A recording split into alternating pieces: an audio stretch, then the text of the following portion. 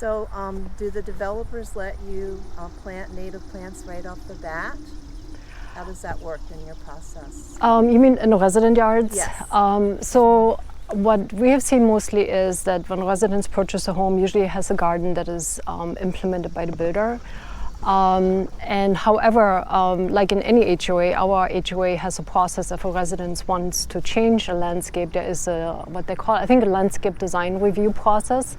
So like with any other garden, basically a resident could maybe hire a landscaper and redesign the garden with native plants, and they would basically bring it to the HOA design review process. It would get reviewed like a regular landscape design, and then they can certainly move ahead and implement it under the guidelines of the HOA. So we don't have any guidelines that in any way prohibit native plants. I mean, it still needs to meet general design guidelines, but as we said before, I think you can probably I personally believe you can take any design and create it with native plants, because I think for every non-native there probably is a good native plant that can take its place.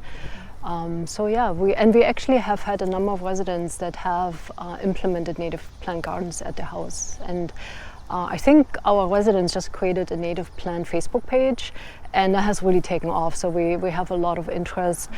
We certainly promote Audubon at home. We had a number of residents take the Landscape for Life class. So we actually are getting a good critical mass of people who are interested in putting native plant gardens in. I think that's really what it's all about, to create, for monarchs, we create way stations.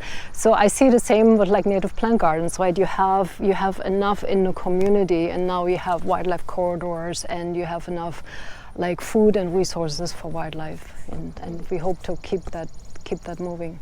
So. Do you have a list of plants that can't be planted, noxious plants? Yeah, so we are currently working on building our website, and so we provide it when somebody asks us, or we shared in our e-newsletter.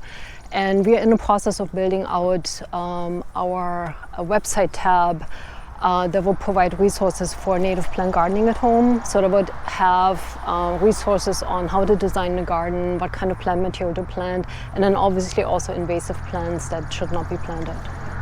Is that open for the public, or is it internal? So most of our website is open for the public. So there are a few areas that are resident only. So. Yeah.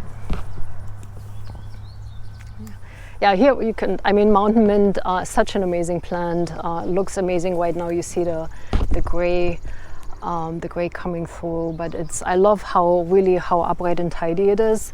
It has a tendency to kind of want to spread out a little, but it's not really aggressive. I think you just take a spade or something and cut around it maybe once or twice a year, and it's really, and you can see it's a nice upright, formal, almost like a formal look to it, right? It's a great garden plant.